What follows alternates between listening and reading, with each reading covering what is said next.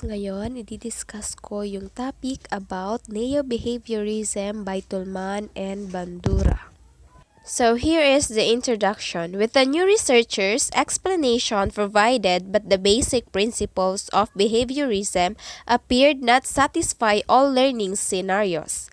New theories came into view in which maintained some of the behaviorist concept but excluded others, and added new ideas which later came to be associated with cognitive views of learning. The neo-behaviorists then were a transitional group bridging the gap behaviorism and cognitive of learnings. So here is the graph for neo-behaviorism. For Tolman's purposive behaviorism, it has goal-directedness, cognitive maps, latent learning, and intervening variables. For Bandura's social learning theory, it has principles, modeling, and 4 conditions for effective modeling. So let's understand the Tolman's purposive behaviorism, aka sign learning theory.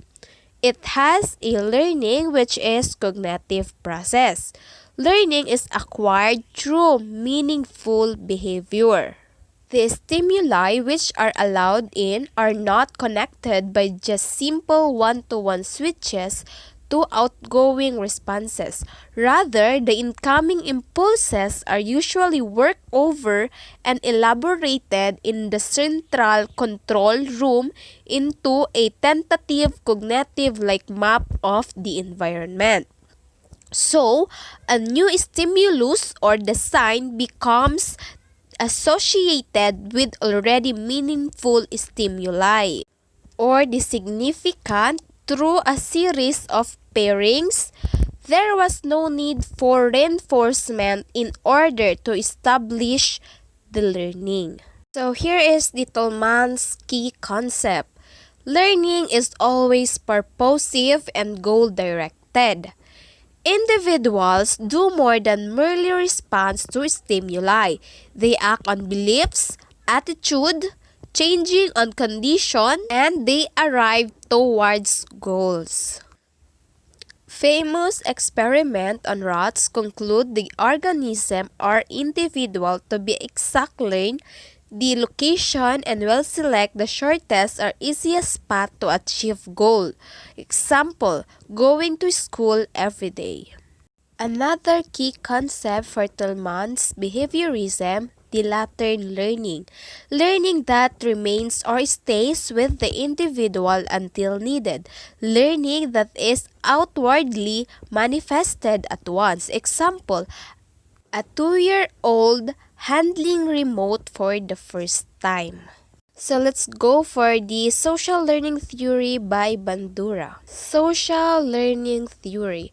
We learn not only how to perform a behavior, but also what will happen to us in a specific situation if we do perform it.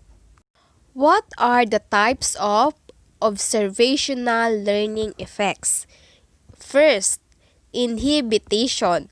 To learn not to do something that we already know how to do because a model being observed refrain from behaving in that way or does something different from what is intended to be done. Second, disinhibition. Learn to exhibit a behavior that is usually disapproved of by most people because a model does the same without being punished. Third, facilitation.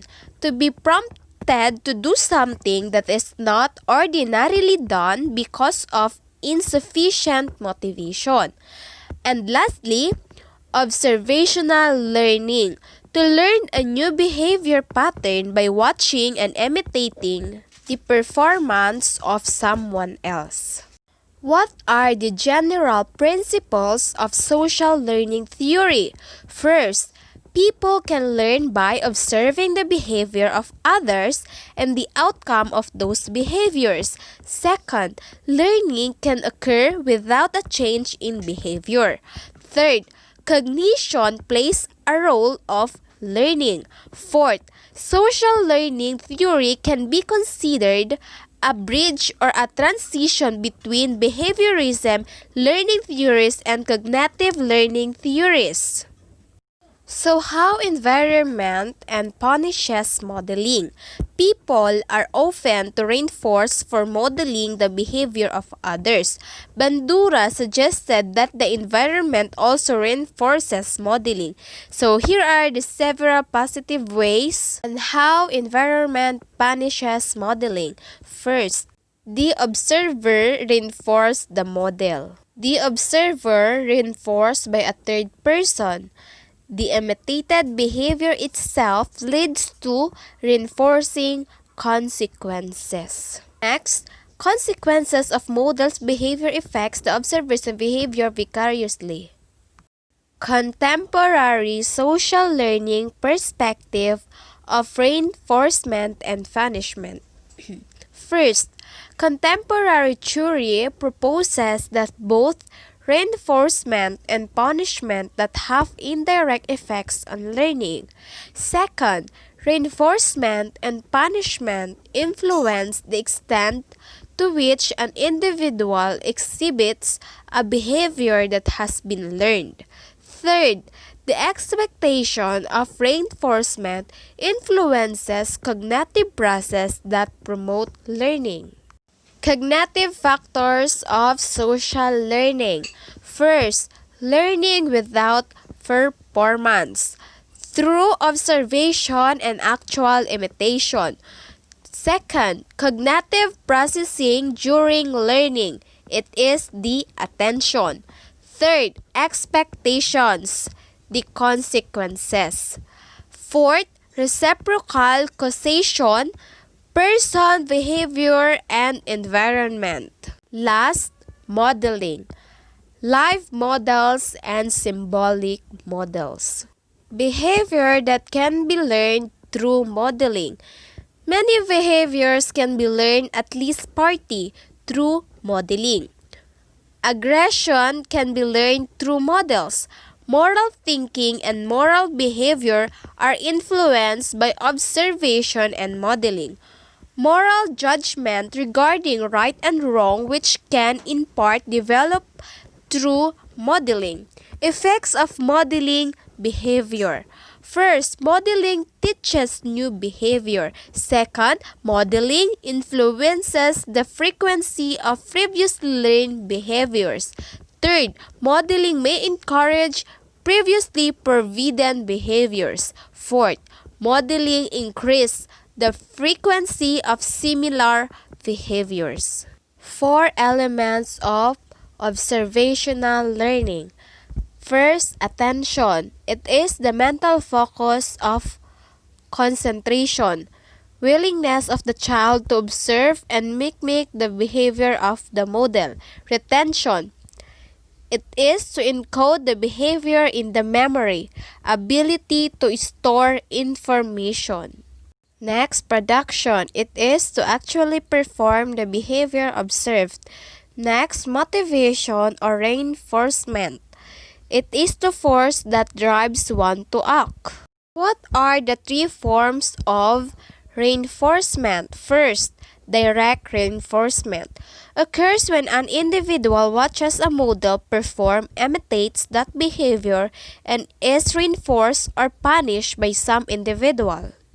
Vicarious reinforcement. The observer anticipates receiving a reward for behaving in a given way because someone else has been so rewarded. Next, self-reinforcement. The individuals strive to meet personal standards and does not depend on or care about the reactions of others. So that is the three types of reinforcement. So always remember that behavior is a mirror in which everyone displays his own image, by Johann Wolfgang von Goethe, the German writer from 1759 to 1832. Hindi ko din alam kung tama ba yung pagkabasa ko ng name.